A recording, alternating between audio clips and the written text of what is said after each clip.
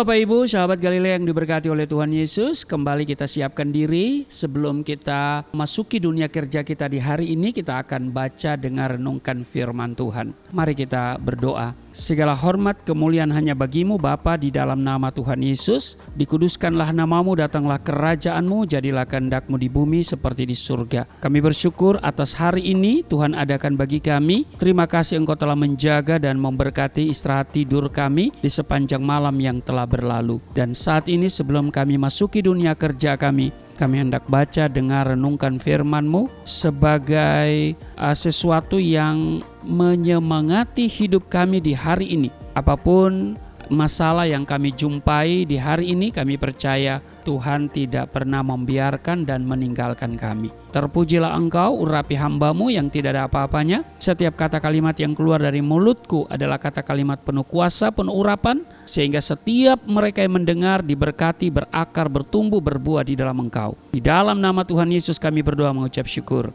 Amin. Bapak Ibu, kita akan membaca dari Matius pasal 6 ayat 21.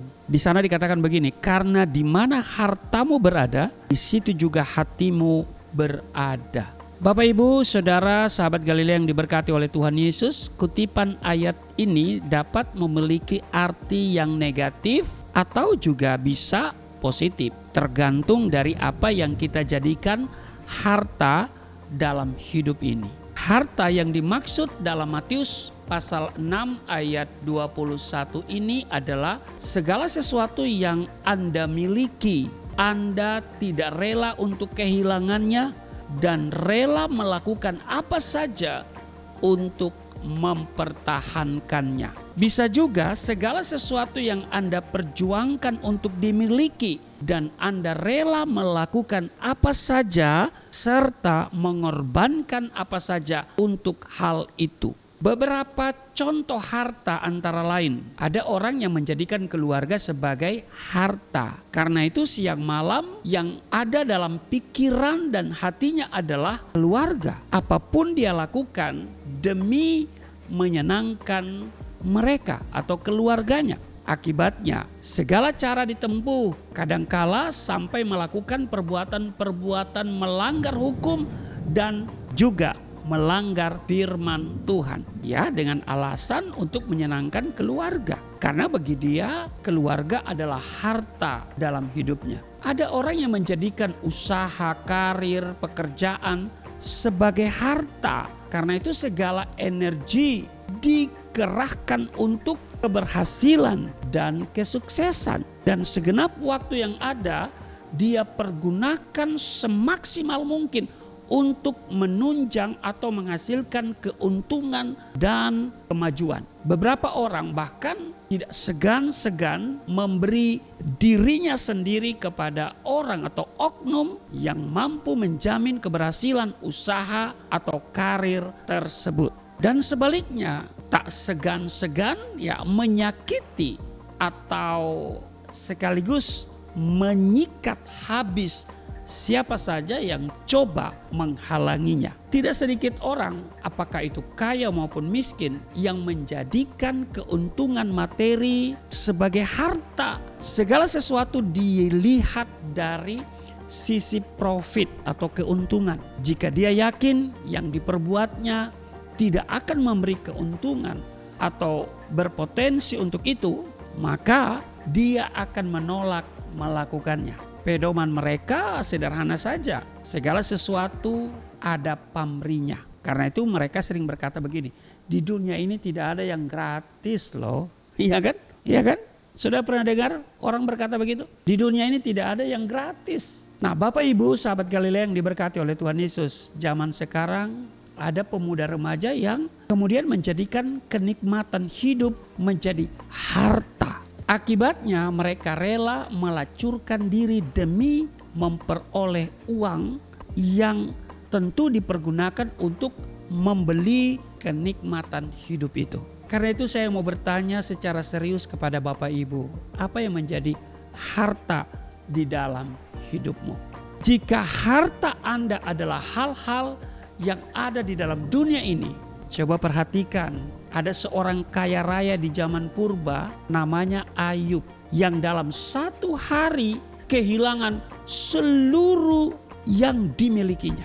7 anak laki-laki, 3 anak perempuan, 7.000 ekor kambing domba, 3.000 ekor unta, 500 pasang lembu, 500 keledai betina, budak-budak dalam jumlah yang sangat besar. Satu hari saja itu ludes. Pertanyaannya adalah, apa reaksinya? Apa komentarnya? Apakah Ayub kemudian menjadi stres, gila, dan menyalahkan Tuhan? Tentu tidak. Ini komentarnya dalam kitab Ayub pasal 1 ayat 21. Dia berkata begini, dengan telanjang aku keluar dari kandungan ibuku, dengan telanjang juga aku akan kembali ke dalamnya. Tuhan yang memberi, Tuhan yang mengambil. Terpujilah nama Tuhan.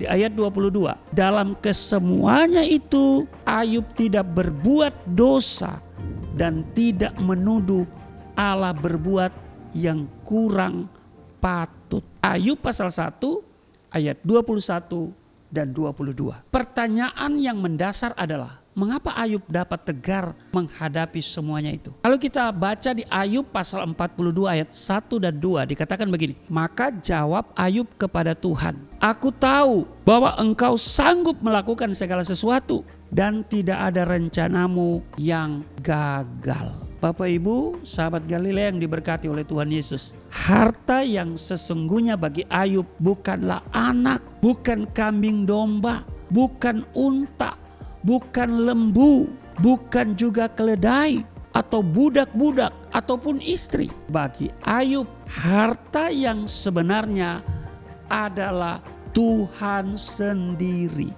Ayub mengenal siapa yang dia sembah. Ayub mengenal siapa yang dia percayai. Ayub tahu bahwa jika Tuhan mengizinkan sesuatu terjadi, maka Tuhan juga yang akan menyelesaikannya baginya. Ini adalah harta yang luar biasa yang dimiliki oleh Ayub, Tuhan.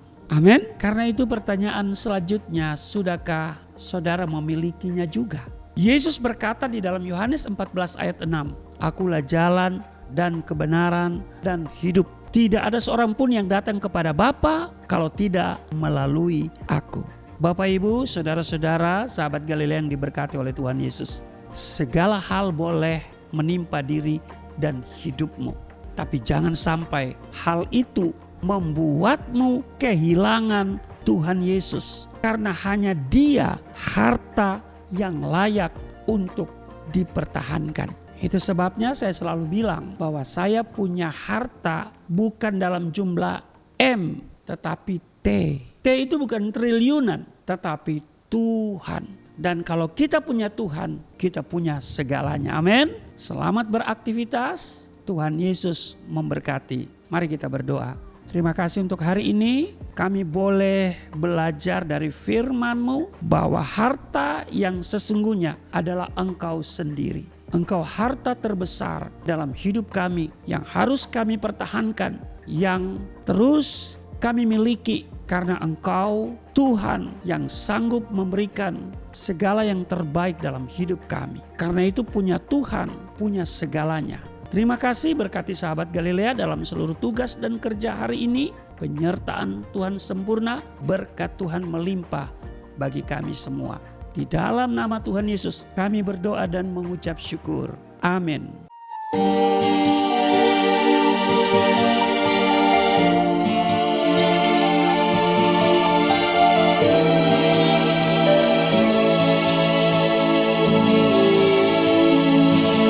Bapa kami yang di surga, dimuliakanlah nama-Mu. Datanglah kerajaan, jadilah kehendak-Mu di bumi seperti di surga.